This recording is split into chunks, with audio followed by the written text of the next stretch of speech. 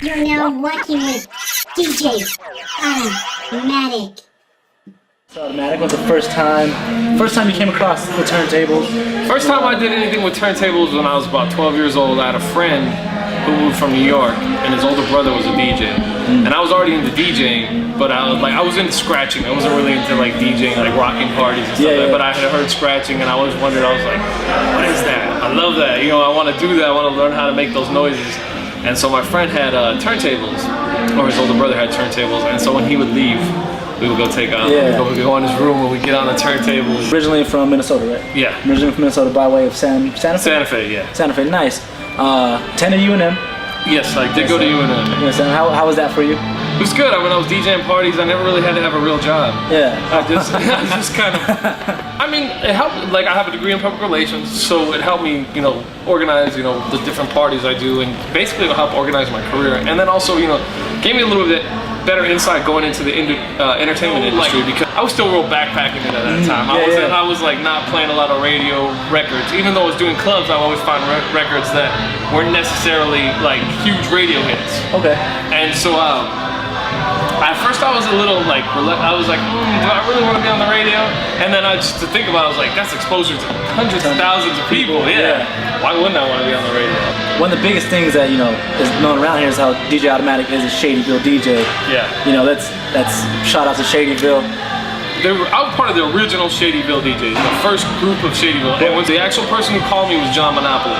Okay. And he was like, we're starting this DJ crew, and we want you to be a part of it. And the reason he had done that, I was thinking, for me, being like, Albuquerque is considered a third-tier market. Yeah. And then there wasn't anybody else really from smaller markets that they had asked to be on it. But at that time, I'd already, like, I was the first DJ to ever play Akon on the radio. No, I mean, like, I was like, and the other thing is, like, when Kanye West, this is a funny story, Dan Frosh is the guy who wrote the article about Imbibe magazine about Kanye West being the album just being 4 out of 5. And, you know, Kanye West talks about that. I was with Dan Frosh. Dan Frosh actually used to live in Santa Fe, and he was a writer for Vibe at that time. I thought it was a great album, but I told Dan, I was like, I don't think it's a 5 out of 5. I think this guy's got a whole career where he's gonna make crazy better music than this. Yeah. And I think that also because, like, when the first time I met Kanye, and this is after they asked me to be in Shadyville, I told him, I said, yeah, I was with Dan when I was like, I still think you have a lot of music to, you know, to put out. And he was like, and he just looked at me, and he walked away. But then I got the call for the Shadyville thing. It wasn't like but a month later. So. All right, so let's jump into it. Let's go into the Mixtale.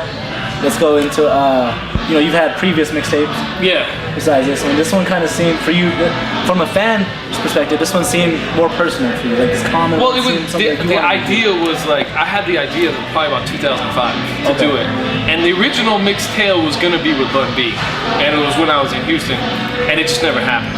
After that, I was like, I got to get an artist though to like do his career, like sit down with me and do his career, and like making a kind of like behind the scenes, like VH1 or one of the something like that, but as a mixtape.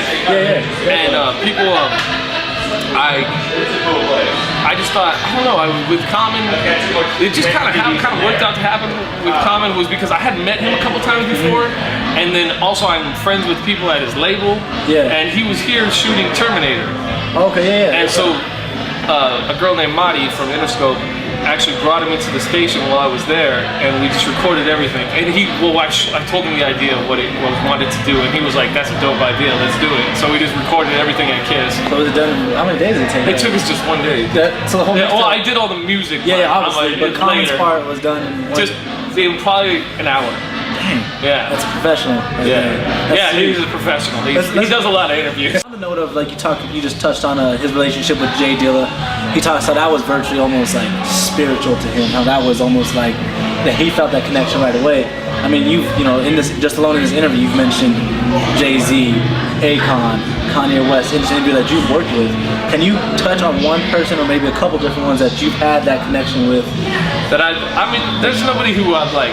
I mean, for me, myself, I really like consider myself my own artist, and I want to do my own thing. And like with those people, those are interviews and like doing different things. Like as far as working with people, I want to like There's a lot of DJs that attach their name to a certain artist, and that's how they make it.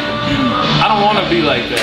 I want people when they think of they want to think like DJ AM. They don't. He's not attached. He was never attached to anybody. A-Track's not attached to anybody. You know what I mean? People like that. So as a DJ, I want to be attached to anybody. I want people to recognize me as just as an artist and my own DJ self. Yeah.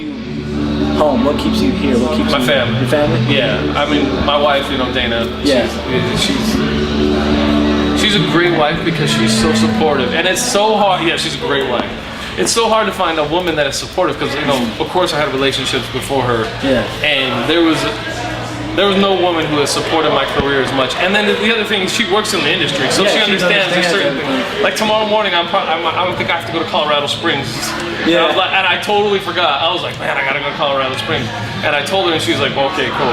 Like some women would be like, oh no, you wouldn't go anywhere. So whenever you're out in Dallas, or whenever you're out in Mexico, do you try to take a little bit of Albuquerque with you? Or? Oh yeah, like the thing I always tell people is that, like, I could be DJing anywhere. Yeah. And they're like, where are you from? And they're expecting me to say like New York or Los Angeles or even Houston. I mean, I DJed out there for years. I could say Houston, but I'm not from Houston. I would say New Mexico, as I have a Houston Astros hat. Attention. Get it if you don't got it. Yes, go get it. Twitter, DJ Automatic, get it.